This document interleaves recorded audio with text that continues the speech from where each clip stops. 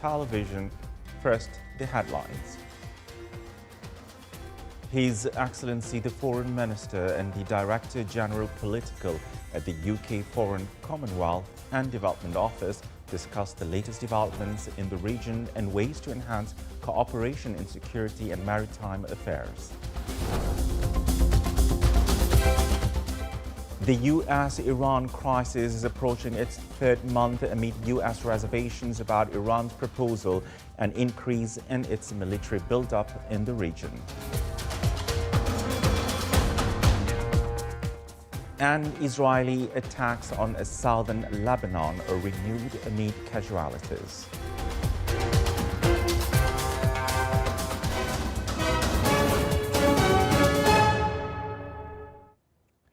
Those were the headlines, and now the news in detail.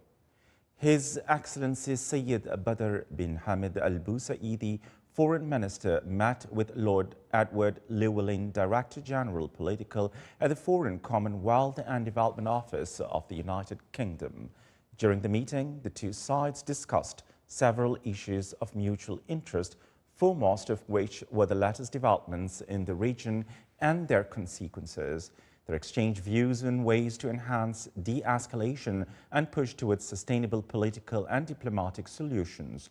The guests listened to the views of the Foreign Minister regarding the importance of safeguarding the security and safety of maritime passages and strategic straits, most notably the Strait of Hormuz. The Foreign Minister emphasized the necessity of ensuring the smooth flow of international navigation, which contributes to protecting global supply chains and enhancing economic stability. The two sides affirmed the importance of enhancing joint cooperation and coordination in the security and maritime fields, exchanging expertise in a manner that supports efforts aimed at maintaining security and stability in the region and enforcing commitment to international law and the rules of freedom of navigation.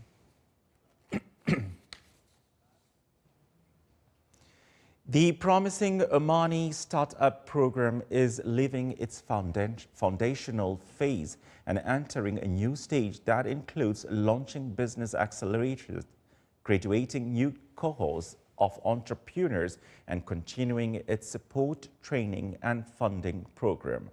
This direction comes amidst remarkable growth indicators that reflect the development of the startup ecosystem, both in terms of a number of startups and the size of investments, in addition to the expanding base of beneficiaries of entrepreneurship programs.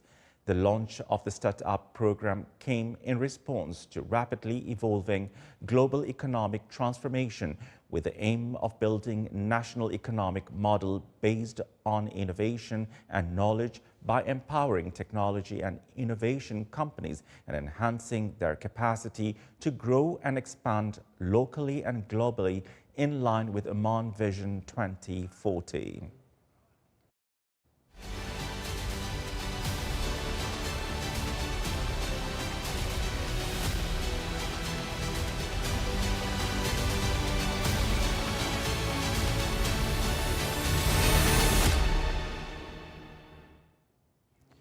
And now for the international world, the U.S.-Iranian crisis, now in its third month, drags on, its burden weighing heavily on the region and the world. The impact of this struggle is now being felt in economies and resources of the world.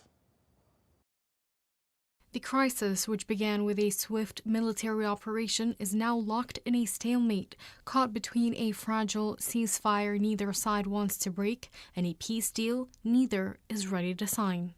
An analysis by Le Figaro says the outcome remains uncertain. Military gains have yet to deliver clear strategic results, with Iran still standing despite heavy losses and the targeting of senior leadership.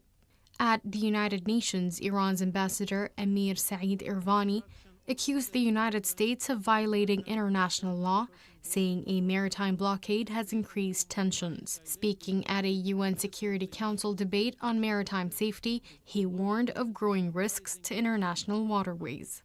The United States has continued its internationally wrongful act by imposing maritime blockade on lawfully seizing Iranian commercial vessels and detaining their crews. These dangerous escalating measures violate international law, breach the UN Charter.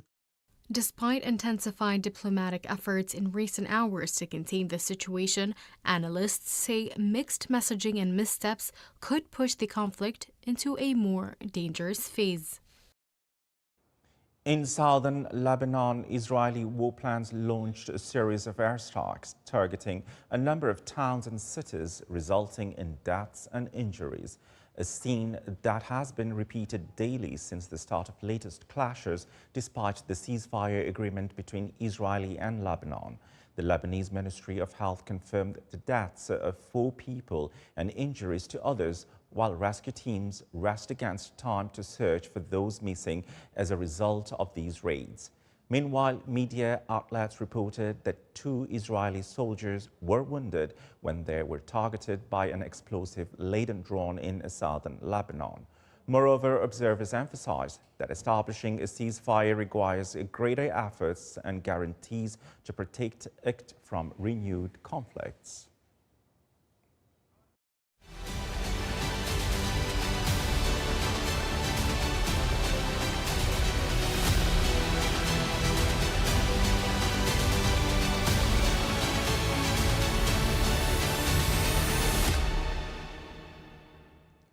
A 9-year-old boy was killed today by Israeli fire in southern Gaza. Hospital authorities say the boy was collecting firewood in a roundabout in the eastern part of Khan Yunis city when Israeli forces shot him, said the Nasser hospital. Today's fatality was latest among Palestinians in the coastal enclave since an October fragile ceasefire deal attempted to halt a more than 2-year war between Israel and Hamas in Gaza. 3 people were killed and others injured in a Ukrainian drone attack on the Russian border region of Belgorod. The Russian Defense Ministry announced that it had intercepted and destroyed 186 Ukrainian drones over several regions.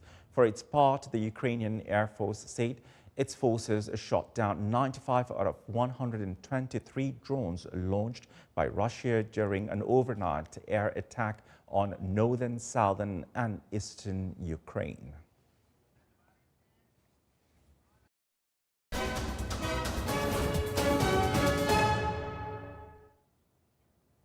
Back to local news, Vice Admiral Abdullah bin Khamis al-Raisi, Chief of Staff of Sultan Armed Forces, received in his office at Muaskar al-Murtafa today Major General Abdulaziz bin Ahmed al-Blawi, Commander of the Unified Military Command of the GCC, accompanied by Major General Mohammed bin Abdurrahman al-Ruwais, Commander of the Peninsular Shield Force.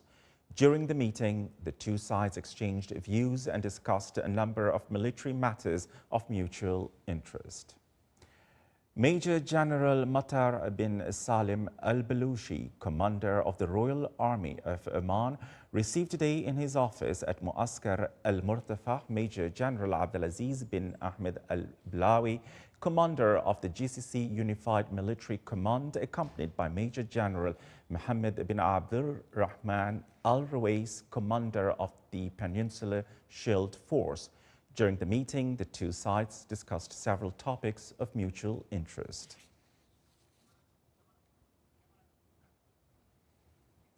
The Omani-Pakistani business meeting organized by the Oman Chamber of Commerce and Industry in Muscat explored ways to enhance economic and trade cooperation between the private sectors of the Sultanate of Oman and the Islamic Republic of Pakistan.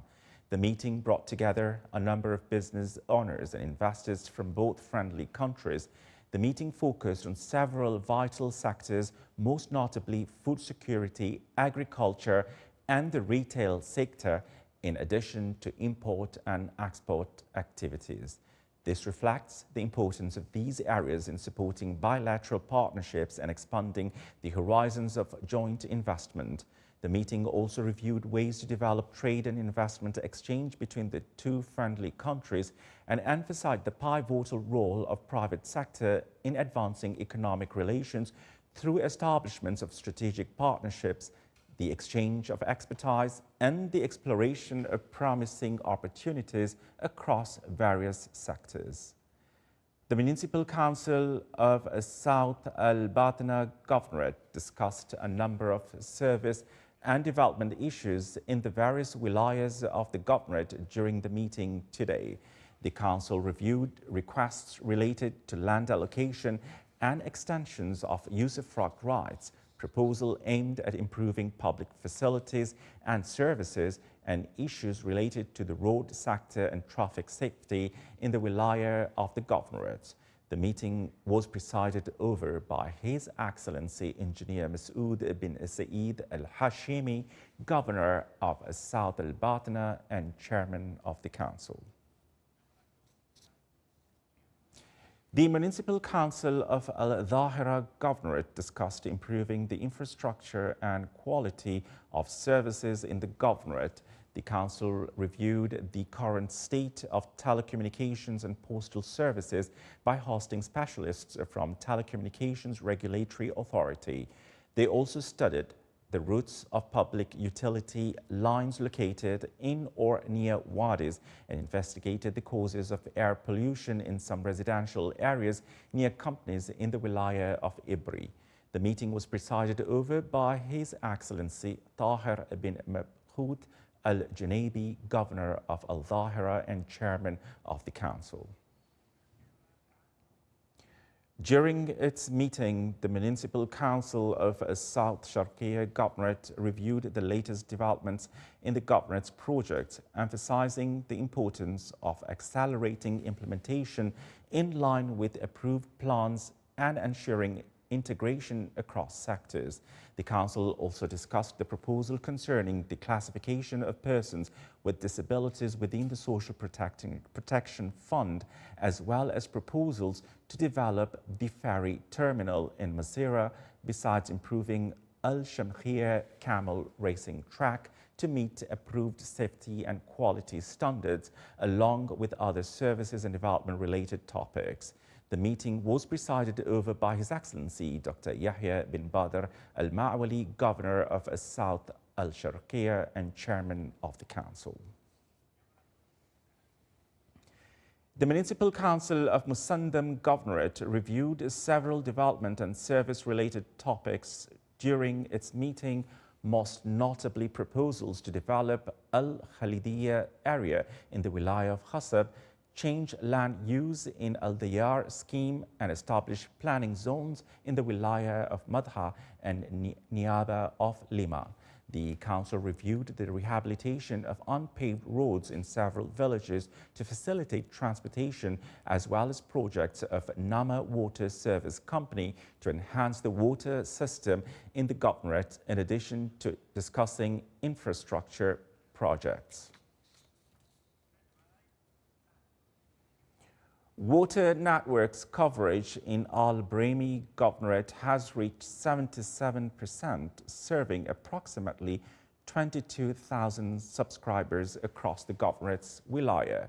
One of the most prominent projects currently being undertaken by Nama Water Services Company is the completion of the water supply in line of the Al-Fay area in the wilaya of Mahada, Al-Brahmi Governorate. It is worth noting that such projects are meant to provide services all over the Sultanate of Oman and facilitate reaching all basic needs for citizens.